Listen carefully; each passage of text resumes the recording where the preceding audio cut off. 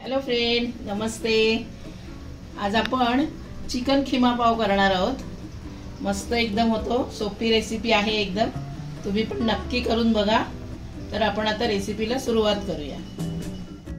इथे गॅसवर मी पॅन ठेवलाय, त्याच्यात आपण एक मोठे 3 चमचे भरून तेल टाकूया।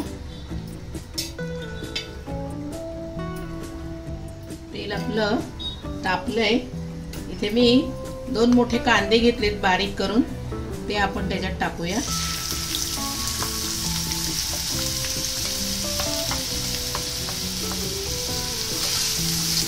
आणि कांदा चांगला लालसर होईपर्यंत भाजून घेऊया आपण।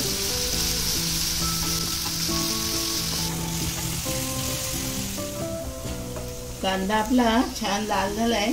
इथे मी 1 मिरची घेतले जाडी जाडी कापून, ती टाकूया त्याच्यात। आणि 1 चमचा आलं लसूण पेस्ट आहे, ती त्याच्यात टाकूया। आणि पुन्हा 1 मिनिटभर आलं लसूणचा उग्रपणा कमी होईपर्यंत आपण परतून घेऊया। चांगलं 1 मिनिटभर मी परतून घेतलंय। गॅस मी आता बारीक केलाय आणि आपण ह्याच्यात आता सुके मसाले घालून घेऊया। पाव चमचा हळद टाकूया। हा घरगुती लाल मसाला आहे, तो 1-1.5 चमचा टाकूया। 1 चमचा काश्मीरी लाल मिर्च आणि 1 चमचा गरम मसाला। हे आपण सगळं मिक्स करून घेऊया मसाले।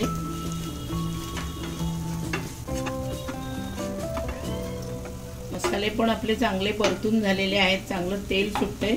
त्यात आपण 1 पाव वाटी भरून पाणी घालूया।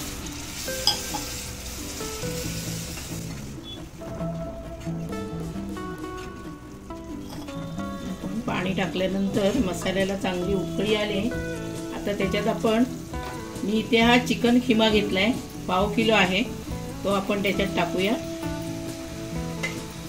आणि सगळं व्यवस्थित मिक्स करूया। चिकन खिम्याला शिजायला जास्त वेळ नाही लागत, तो लगेच शिजतो।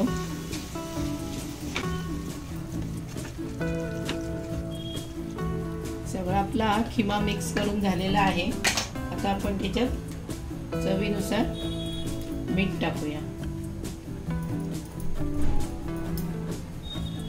आणि पुन्हा एकदा सगळं मिक्स करूया।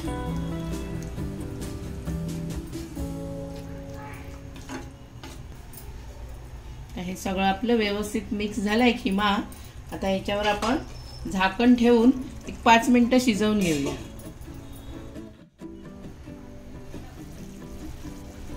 आपला खिमा तयार झालेला आहे। 5 मिनिटं झाकण ठेवून मी शिजवून घेतलाय, मस्त वास सुटलाय त्याचा। आता आपण वरून थोडी कोथिंबीर घालूया आणि पुन्हा सगळं मिक्स करून घेऊया। हा खिमा तुम्ही पावासोबत, भाकरीसोबत, चपातीसोबत, भाताबरोबर सुद्धा खाऊ शकता। छान होतो एकदम आणि जास्त वेळ पण लागत नाही त्याला, तेव्हा तुम्ही नक्की करून बघा असा खिमा। आता मी गॅस बंद करते आणि आपण हे सर्विंग प्लेटमध्ये काढून घेऊया।